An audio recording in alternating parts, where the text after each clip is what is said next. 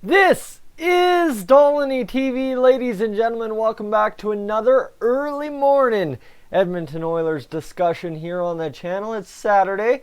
I actually crawled out of bed at a reasonable time, so why not get into some discussion topics right here, right now? And I think the perfect middle ground for a Saturday discussion is to take a look back at the past 11 games and find a trend that really has made a difference for us this year compared to the difference it made for us last year. Now, of course, with that said, that also bodes well going in against Florida because there's a couple of key factors here that will be able to allow us to do something. So, ladies and gentlemen, what am I talking about when I say, compared to last year, something is mightily different from this Edmonton Oilers team through the first 11 games? Well, for the fact, it's the record, maybe the record is one. We were 6-4-1 after 11 games last year. We're 8-2-1. So that's 2 less losses, 2 more wins. That's huge, okay? That's 4 extra points to this point of the season than last year. That's good because, guys, right now, in case you didn't know, the Oilers are on pace. If you times the 17 points we have right now, I'll just do this quickly for you. 17 times 6, which is the months hockey are played, 102 points. You like that? I like that a lot too. So things are looking good early. Now, of course, is that sustainable? That's the question.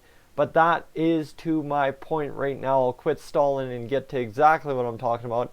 And what I'm talking about is a simple metric of which goal scoring, right? Goal scoring. And I'd be pretty silly to sit here, the Oilers are winning this year more than last year because Connor McDavid and Leon Draisaitl are driving the load and they're doing everything. That'd be pretty silly of me because, you know what, it was pretty much the same way last year. There's really not much of a difference up front, but that's where the goal scoring changes. On the back end, the goal scoring is a little bit different this year. And it's to the credit why the bottom 6 isn't hurting us as bad as they might be if we weren't getting this goal scoring from the back end. So obviously last game, right now I'm going back to last game, we saw Darnell Nurse score the first goal of the game. Darnell Nurse, a defenseman, coming up clutch, scoring our first goal in what had been about 7-8 periods at that point, after being shut out in back-to-back games. Now Darnell Nurse looking more like a forward on that play, sure, but a beautiful rush nonetheless, ends up in the net, doesn't cost us a goal back the other way. We're happy, absolutely happy. But Darnell Nurse, he's got 2 goals on the year. Now Darnell Nurse alone has more goals than the bottom 6, or bottom 7, however you classify Chiasson, bottom 8 if you classify Gane, bottom 9 if you're keeping in Nygaard and your thoughts right now as he recovers from injury. So right there, that's an interesting little spectrum of how the Oilers' goal scoring aligns, right? Top heavy, bottom 6 nothing, defense doing something. So Darnell Nurse got 2, Ethan Bear's got 2, Oscar Klefbom's got 1, and Twilight Zone, Brandon Manning has 1 as well. So that's your interesting take there. What does 2 plus 2 plus 1 plus 1 equal? That equals 6 goals. Ladies and gentlemen, through 11 games this season, the Edmonton Oilers have gotten 6 goals from their defensemen. That's pretty huge. Me at the start of the year, I was saying the key to the Oilers early and often, all throughout the season, is we need to get defensive scoring. And absolutely, we have. Guys, the added benefit to these defensemen scoring is, think about this. Darnell Nurse has 8 points as a defenseman this season. Ethan Bear has 3. Ethan Bear, absolutely, guys, just coming out of pretty much nowhere, kind of, sort of. We knew he was going to develop into something good, but this good? Excuse me? Nobody could have predicted this, and that's the best benefit of this season so far. Then you've got Oscar Klefbom with 9 points, Brandon Manning with a point. Then you've got Matt Benning with 2 points. You've got Chris Russell with a point, right? Pretty much every defenseman that's played more than 1 game for us this season has, a point, except for, I believe, Joel Person, pardon me. as my internet seems to be locked up, so hold on. Yeah, Joel Pearson's played 5 games and doesn't have a point. He'll be back soon enough and be making an impact. But so the points are there as well. Now to my point, why am I getting off that this is such a big difference compared to last year? Well, ladies and gentlemen, compared to last year, the Oilers' defense has scored 3 times the goals they did through 11 games. Now, okay. All right. Fair. It's only 4 more goals. 4 more goals isn't going to win you a ton of hockey games. But guys, it's won us 2 hockey games at least, right? You think, well, that Brandon Manning goal was a very key piece against the Philadelphia Flyers. That was for sure. And then you've got the 2 goals, well, the goal Darnell Nurse scored. We wouldn't have won that game if we were down 3-2. Right?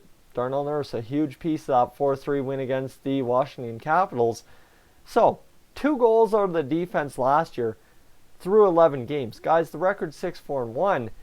Here's my theory, and here's why I think it is so important that the Oilers defense continues to score and has scored as many goals as they have.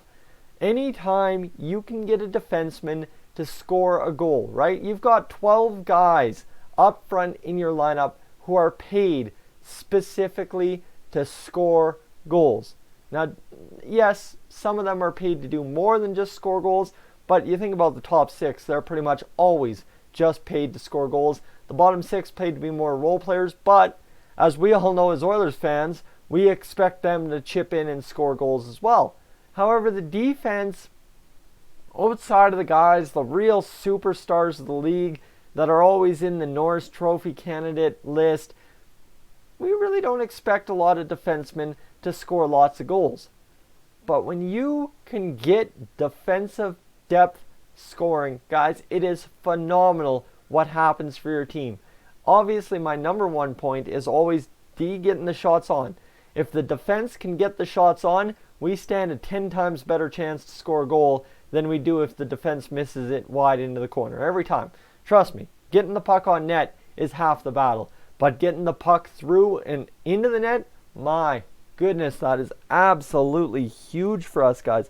Without a doubt, if you can have Oscar Klefbom, Darnell Nurse, Ethan Bear, Matt Benning, if you can have anybody on our back end scoring an extra 5 goals a year for us than maybe anyone expected them to, guys, at the end of the day, we've already seen 2 instances in which goals from a defenseman can be very important. Think about it. Absolutely think about the difference any sort of extra goal scoring can do from the blue line. And obviously, number 1, it takes off pressure from the bottom 6 to get the depth scoring going. Now, you don't want, by any means, your defense always looking to score goals. Guys, we've kind of seen it with Darnell Nurse for a lot of years now, is that he's sometimes looking to score goals and costing us goals back the other way. That's not what I'm talking about. What I'm talking about is when the shot's there, take it and do your best to get it on net, and if it goes in, that's the added benefit. And you think about this, guys, 6 goals compared to 2, and well, right there, that's a vast difference. If we were talking about 5 goals compared to 1 for the bottom 6, we'd be much better off than we are now. We wouldn't really have many complaints about the bottom 6 if the top 6 were still doing their job the same way they have. So to sit here and worry about the bottom 6, I think it's justified to a point.